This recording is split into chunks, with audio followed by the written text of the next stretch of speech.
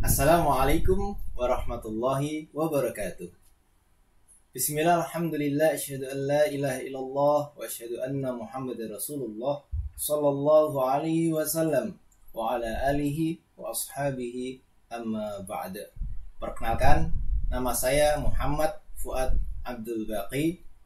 Saya mahasiswa STAIMI Sekolah Tinggi Agama Islam Minhajul Rasyidin, NIM 110521100107, Prodi Hukum Keluarga Islam. Baik, pada kesempatan yang baik ini saya akan membahas peramutan jenazah, karena pada hakikatnya kita semuanya akan merasakannya. Allah berfirman, kullu nafsin za'iqatul maut. Maka kita harus mempersiapkannya. Dalam hal ini ada 7 hal yang harus kita kerjakan. Perhatikan secara sama ya. Peramutan jenazah, yang pertama yang harus kita kerjakan adalah hal-hal yang berkaitan dengan orang yang akan meninggal, atau dalam istilahnya yaitu muhtadzor.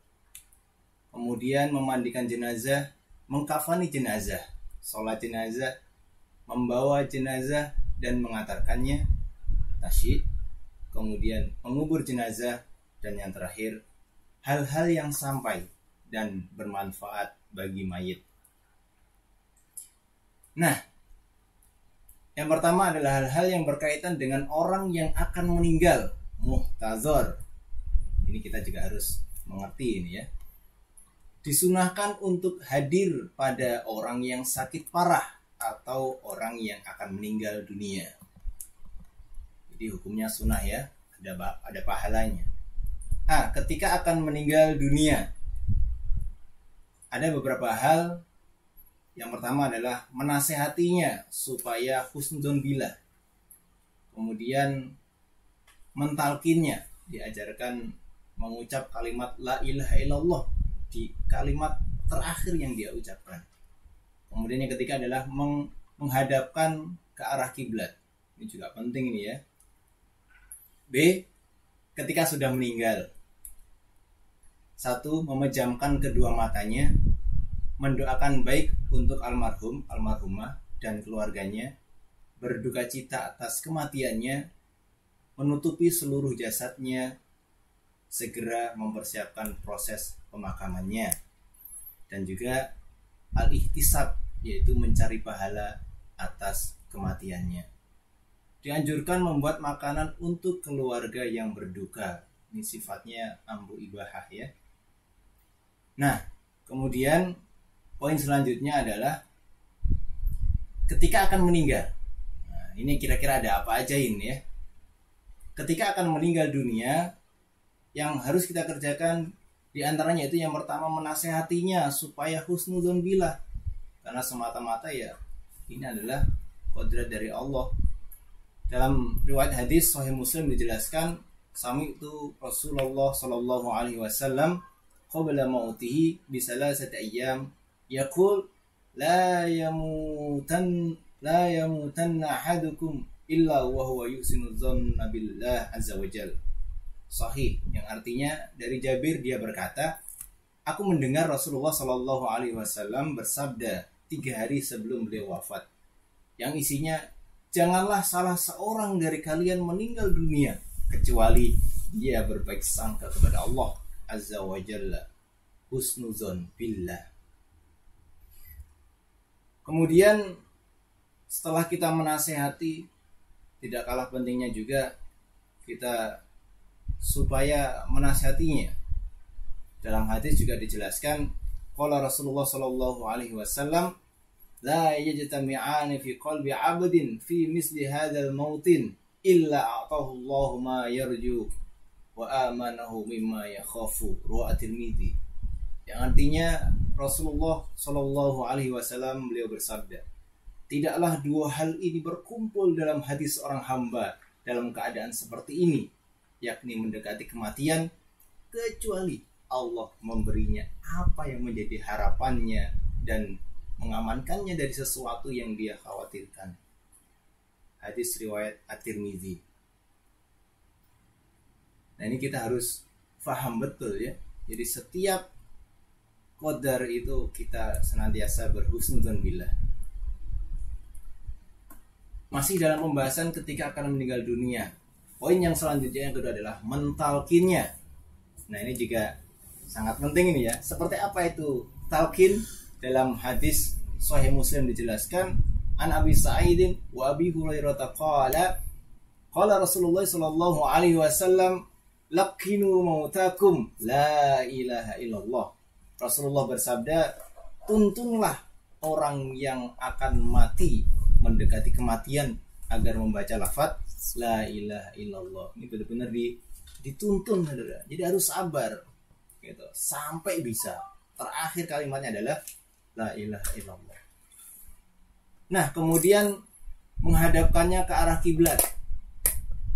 Dalam hadis dijelaskan anna Nabiya sallallahu alaihi wasallam hina qadima al-Madinah sa'al 'anil Bara' ibni Ma'rur faqalu tufiya wa awsa bi sulusi laka ya Rasulullah wa awsa ay wajjaha ila al-qiblah lamma tudhira faqala Rasulullah sallallahu alaihi wasallam asaba al-fitrah faqad radadtu sulusahu ala walidi summa dhaba fa shalla alaihi wa qala Allahumma fir lahu warhamhu wa adkhilhu jannatak wa qad fa'alta rawahu al-Hakim.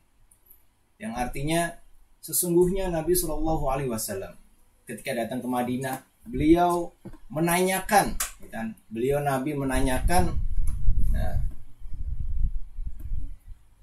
kemudian Nabi menanyakan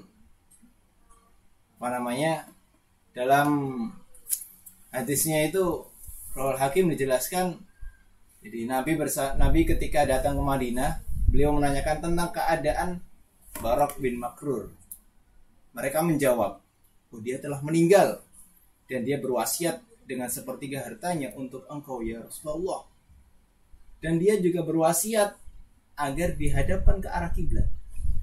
Ketika dia sakratul maut, maka Rasulullah bersabda, dia mencocoki fitrah agama atau sunnah, dan sepertiga hartanya aku kembalikan untuk anaknya. Kemudian beliau pergi untuk mensolatinya dan Nabi bersabda, Allahumma firlahu warhamhu wa adkhilhu jannatak wa qad fa'alta. Ya Allah, semoga engkau mengampuninya dan merahmatinya dan masukkan dia pada surgamu ya Allah, dan sungguh engkau melakukannya. Ini dari hadis ini menunjukkan bahwa ketika meninggal itu diarahkan ke kiblat. Semoga kita bisa mengamalkannya. Amin. Kemudian masih dalam pembahasan ketika sudah meninggal. Nah, ini ada memejamkan kedua matanya. Ini juga ada hadisnya, saudara ya. An Ummi Salamah qalat dakhala Rasulullah sallallahu alaihi wasallam ala Abi Salamah wa qad syaqqun basrahu fa aghmadahu thumma qala inna rauh idza qubida tabi'ahul basar. Dari Ummi Salamah dia berkata, ketika Abu Salamah meninggal, Rasulullah sallallahu alaihi wasallam datang kepada Abi Salamah dan saat itu matanya tengah terbuka. Maka beliau pun memejamkannya. Kemudian beliau bersabda, ketika ruh dicambut, maka penglihatannya mengikutinya. Hadis riwayat Ibnu Majah. Jadi dari hadis ini kita bisa memahami bahwa ketika orang meninggal itu matanya harus kita pejamkan. Bisa dengan tangan kita gitu. Kemudian yang kedua, mendoakan baik untuk jenazah dan keluarganya. Ini juga penting, saudara ya. Dalam hadis dijelaskan, wa an Ummi Salamata qalat qala Rasulullah sallallahu alaihi wasallam idza hadar sumal marid awil mayyit faqulu khairan fa innal malaikah yu'minuna ala ma taqulun. Rawahu Muslim. Yang artinya dari Ummi Salamah dia berkata ketika Abu Salamah meninggal, Rasulullah bersabda, ketika kalian menghadiri jenazah, maka ucapkanlah kebaikan. Karena sungguh malaikat mengamini apa yang kalian ucapkan. Hadis riwayat Muslim. Jadi yang kita ucapkan itu yang baik-baik gitu ya.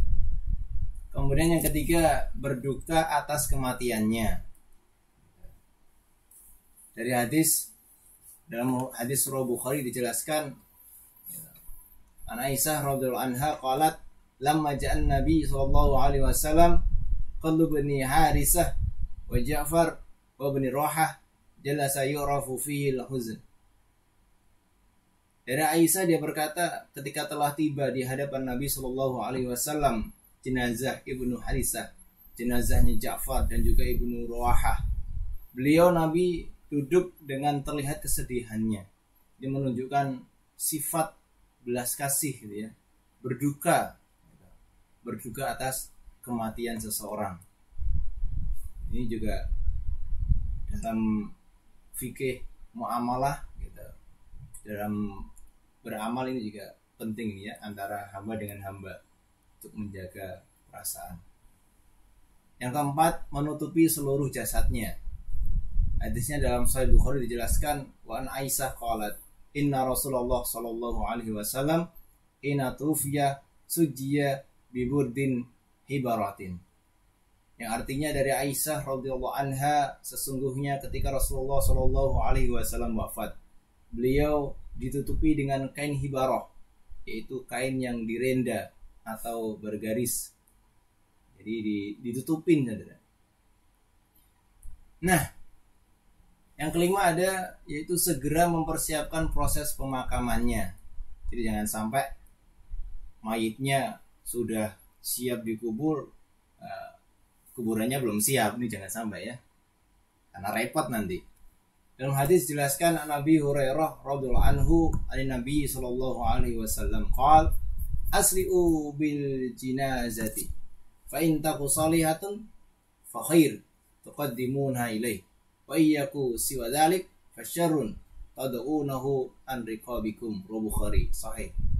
Yang artinya dari Abu Hurairah radhiyallahu anhu dari Nabi sallallahu alaihi wasallam bersabda, segerakanlah pada meramut jenazah, karena bila jenazah itu orang yang soleh, berarti kalian mempercepat kebaikan untuknya. Dan jika tidak, berarti kalian menyingkirkan kejelekan dari pundak kalian. Jadi kita juga nggak mau kalau kita membawa kejelekan lantas berlarut-larut gitu ya. Kita berharap kita tergolong orang-orang yang mati dalam keadaan husnul khotimah. Amin. Yang keenam ada al-ihtisab. Apa itu al-ihtisab? Itu sudah ada itu ya. Al-ihtisab itu mencari pahala atas kematiannya. Dalam hadis dijelaskan an Abi Hurairah radhiyallahu anhu anna Rasulullah sallallahu alaihi wasallam qala yaqulullahu ta'ala ma li 'abdil mu'min 'indi jazaa'un idza qabattu safiyahu min ahli dunya summa tasabahu illa al-jannah. Yang artinya, dari Abu Hurairah sesungguhnya Rasulullah bersabda, Allah Ta'ala berfirman, tidak ada balasan di sisiku bagi hambaku yang beriman ketika aku mengambil kekasihnya dari ahli dunia, kemudian dia mencari pahala atas kematiannya, kecuali surga. Jadi balasannya itu adalah surga.